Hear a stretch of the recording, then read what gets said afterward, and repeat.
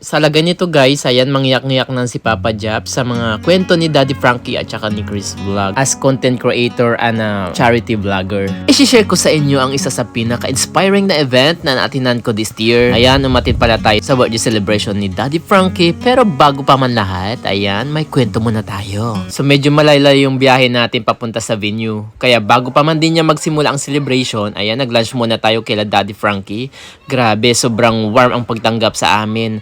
Ramdam mo talaga yung sincerity, pagiging grounded nila kahit alam nating napakarami na nilang natutulungan. So gusto ko lang magpasalamat kay Daddy Frankie sa pag-imbita kay Papa Japs para masaksihan ang napakagandang okasyon na ito. Hindi lang ito simpleng birthday party, kundi gathering ng mga taong may isang puso, tumulong, pagbigay ng saya, at mag-inspire. So habang kumakain kami, andyan na rin yung iba nating mga kasamahan. Ayan, kung kilala nyo sila, alam nyo yung mga vibe, kwentuhan, chikaan, sharing ng tips, at kunting kulitan, 'di ba? Iba talaga kapag pare-pareho kayong content creators na may pinagdaanan sa simula. May kanya-kanyang struggle story, pero pare-pareho ng pangarap. Pero grabe si Paka Short Girl Ang galing, sabi ang galaw, kabisado ang steps. Ay ako, bahala na si Batman. Pero ang importante, napasaya natin sila. Hindi man perfect ang performance, pero perfect ang effort at puso, guys. 'Di ba? At least nabigyan ko kayo ng pangmalakasan. Charot lang. Bayan dito? Yeah. Yan. Si Dagudmang yan, mga kababayan.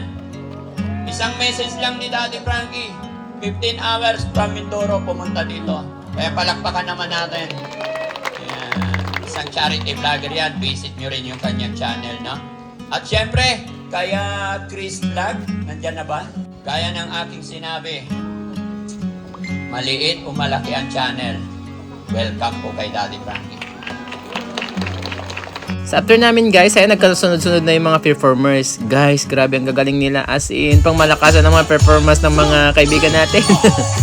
Nakakatuwang panoorin ang kanilang mga confidence at dedication. Ramdam mong hindi lang ito basta performance. May story sa likod ng bawat sayaw, kanta, at mensahe. So guys, isa talaga na tumatak sa akin ang inspirational message ni Dagudmang yan.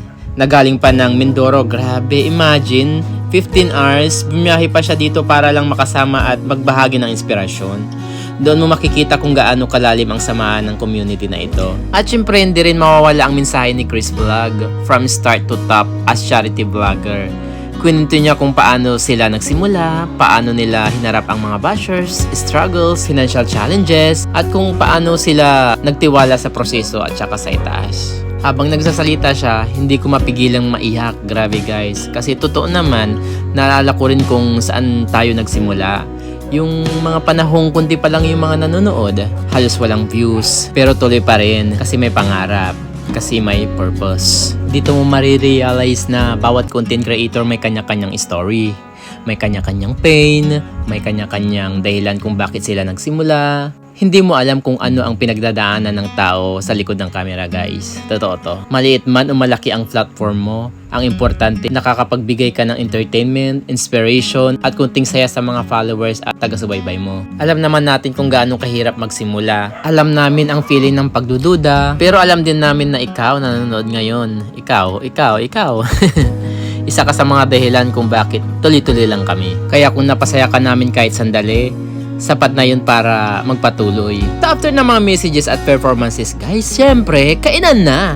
At hindi mawawala ang dance. Masayang kwentuhan, tawanan, kulitan, parang isang pamilya, guys. At doon ko na-realize, guys, hindi lang ito birthday celebration. Isa itong celebration ng journey, ng growth, at impact ng mga nagagawa ng bawat isa sa atin. At ayan. At para sa inyong lahat ng mga nanonood, guys, ayan, tandaan nyo na bawat pagsubok may dahilan. Bawat simula may patutunguhan. At huwag kang matakot magsimula kahit maliit pa lang. Muli, maraming salamat kay Daddy Frankie sa pag-imbita kay Papa Japs at napaka-inspiring na mensahe para sa aming lahat.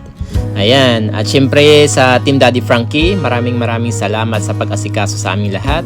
Ramdam na ramdam namin yung warm, effort at genuine ng pag-aalaga nyo mula pagdating hanggang matapos ng event. Hindi naging posible ang ganitong kasayang selebrasyon kung wala ang buong team ninyo. Saludo po kami sa inyo. Uuwi akong may dalang bagong lakas ng loob, bagong inspirasyon, at mas malinaw na purpose kung bakit ginagawa ang ginagawa ko. So guys, dito ko muna tatapusin yung video. Medyo madrama yung mga kwento natin today. This is Papa Jobs na nagmamahal, nagbibigay saya, at patuloy na lalaban para sa pangarap. And that's the story.